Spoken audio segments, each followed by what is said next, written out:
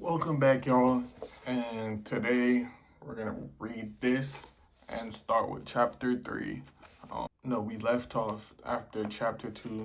Now we're gonna get on to chapter 3.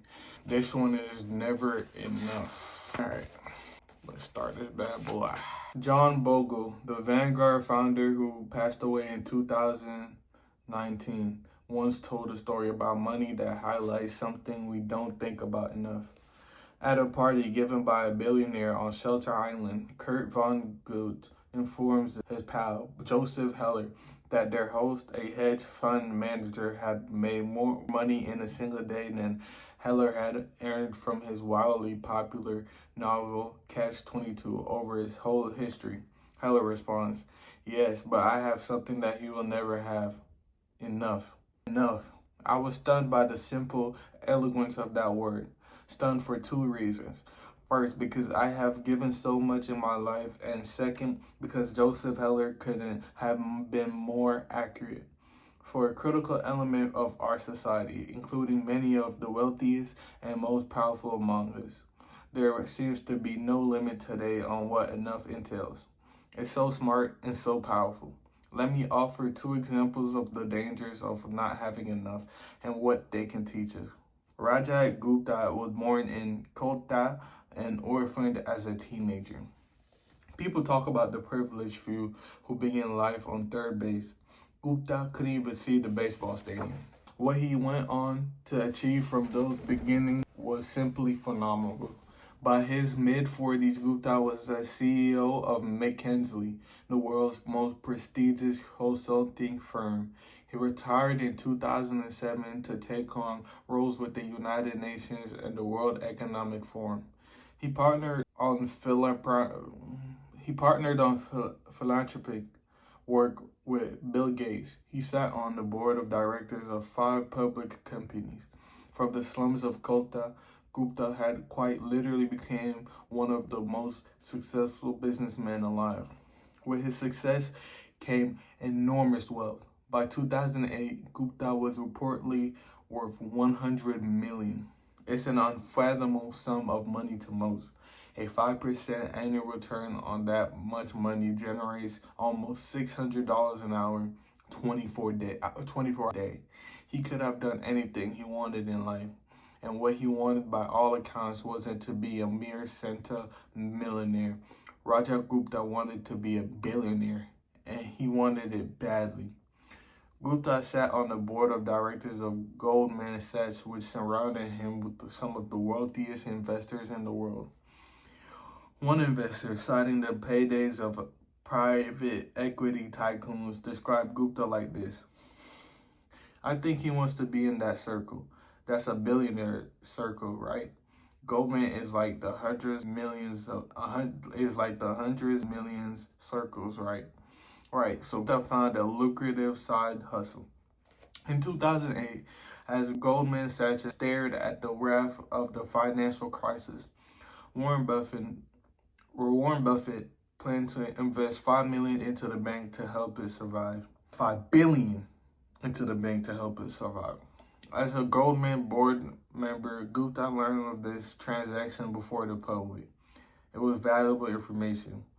Goldman's survival was in doubt, and Buffett's back it would surely send its stock soaring. 16 seconds after learning about the pending deal, Gupta, who was dialed into the Goldman board meeting, hung up the phone and called a hedge fund manager named Raj Rajamenta. The call was recorded. Rajamenta immediately bought 175,000 shares of Goldman Sachs. So you guess what was discussed? The Buffett Goldman announced to the public hours later. Goldman stock surged. Rajamenta made a quick 1 million. That was just one example of alleged trend. The SEC claims Gupta's insider tip led to 17 million in profits. It was easy money. And for prosecutors, it was Gupta and Rajat both went to prison for insider trading. Their careers and reputations irrevocably ruined. Now consider Bernie Madoff. His crime is well known. Madoff is the most notorious Ponzi schemer since Charles Ponzi himself. Madoff swindled investors for 2 decades before his crime was revealed. Ironically, just weeks after Gupta's endeavor. What's overlooked is that Madoff, like Gupta, was more than a fraudster. Before the Ponzi scheme that made Madoff famous, he was a widely successful and legitimate businessman. Madoff was a market maker, a job that matches buyers and sellers of stocks. He was very good at it. Here's how the Wall Street Journal described Madoff's marketing making firm in 1992. He has built a highly profitable securities firm, Bernard L. Madoff Investment Securities, which siphons a huge volume of stock trades away from the big board. The 740 million average daily volume of trades executed electronically by the Madoff firm of the exchange equals 9% of the New York exchange. Mr. Madoff firm can execute trades so quickly and cheaply that it actually pays other brokerage firms a penny a share to execute their customer orders, profiting from the spread between bid and ask prices that most stocks trade for. This is not a journalist inaccurately describing a fraud yet to be uncovered. Madoff's market-making business was legitimate. A former staffer said the market-making arm of Madoff's business made between 25 million and 50 million per year. Bernie Madoff's legitimate, non-fraudulent business was by any measure a huge success. It made hugely and legitimately wealthy. And yet the fraud.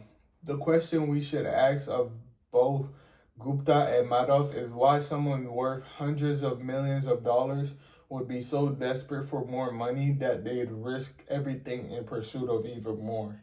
Crime committed by those who living on the edge of survival is one thing. A Nigerian scam artist once told the New York Times that he felt guilty for hurting others, but poverty will not make you feel the pain. What Gupta and Madoff did is something different. They already had every wealth, prestige, power, freedom, and they threw it all away because they wanted more. They had no sense of enough. They are extreme examples, but there are none of this behavior. The term capital management was staffed with traders personally worth tens and hundreds of millions of dollars each. With most of their wealth invested in their own funds, then they took so much risk in the quest for more that they managed to lose everything. In 1998, in the middle of the greatest bull market and strongest economic in history, Warren Buffett later put it, to make money they didn't have and didn't need, they risked what they did have and did need. And that's foolish. It is just plain foolish. If you risk something that is important to you for something that is unimportant to you, it does not make any sense. There is no you have and need for what you don't have and don't need. It's one of those things that's as obvious as it is a little overlooked. Few will ever have 100 million, as Gupta or Madoff did, but a measurable percentage of those reading this book will, at some point in their life, earn a salary or have a sum of money sufficient to cover every reasonable thing that they need, a lot of what they want. If you're one of them, remember a few things. Number one, the hardest financial skill is getting the goalpost to stop moving. But it's one of the most important. If expectations rise with results, there's no logic in striving for more because you'll feel the same after putting in extra effort. It gets dangerous when the taste of having more money, more prestige increases ambitions faster than satisfaction. In case one step forward pushes the goalpost 2 steps ahead. You feel as if you're falling behind, and the only way to catch up is to take greater and greater amounts of risk. Modern capitalism is a to generating wealth and generating envy. Perhaps they go hand in hand. Wanting to surpass your peers can be the fuel of hard work, but life isn't any fun without a sense enough. Happiness, as I said, is just results minus expectations. Sorry, I'm back now. Okay.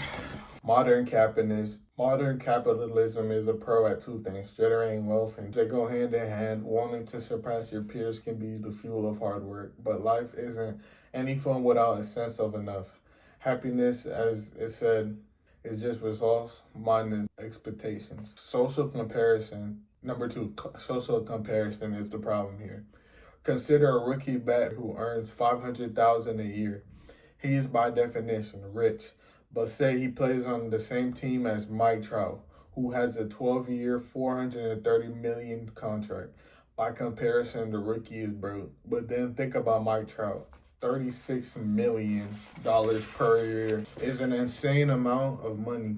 But to make it on the list of the top 10 highest paid hedge fund managers in 2018, you needed to earn at least $340 million in 1 year. That's who people like compare their incomes to. And the hedge fund manager who makes $340 million per year compares him to the top 5 hedge fund managers who earned at least $770 million in 2018. Those top managers can look ahead to people like Warren, whose personal fortune increased by $3.5 billion in 2018. And someone like Buffett could look ahead to Jeff Bezos, whose net worth increased by $24 billion in 2018. A sum that equates to more per hour than the rich base. Storage again, bro. The point is that the ceiling is so high that virtually no one will ever hit it, which means it's a battle that can never be won, or that the only way to win is to not fight to begin with. To accept that you might have enough, even if it's less than those around you. A friend of mine makes annually pilgrims to Las Vegas. One year he asked the dealer, "What games do you play and what casinos do you play in?" The dealer, stone cold serious, replied, "The only way to win in the Las Vegas casino is to exit as soon as you enter." That's exactly how the game of trying to keep up with the other people, with other people's wealth works too. 3. Enough is not too little. The idea of having enough might look like conservatism and potential on the table.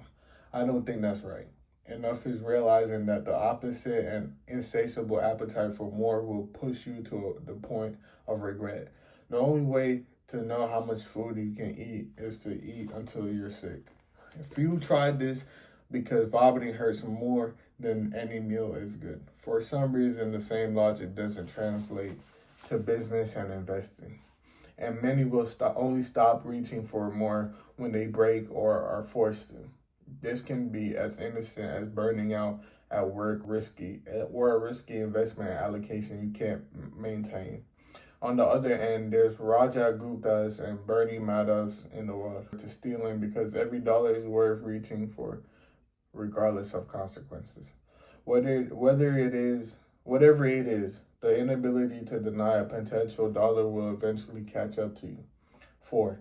There are many things never worth risking, no matter the potential gain.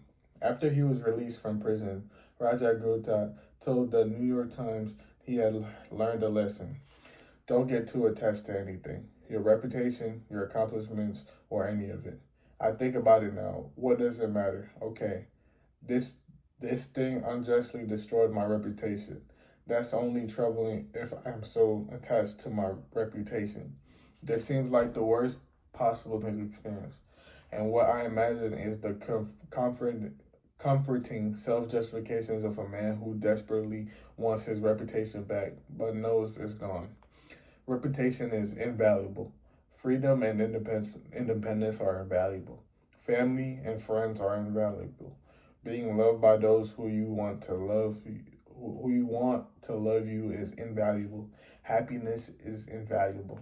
And your best shot at keeping these things is to stop taking risks that might harm them, knowing when you have enough. The good news is that the most powerful tool for building enough is remarkably simple and doesn't require taking risks that could damage any of these things. That's the next chapter.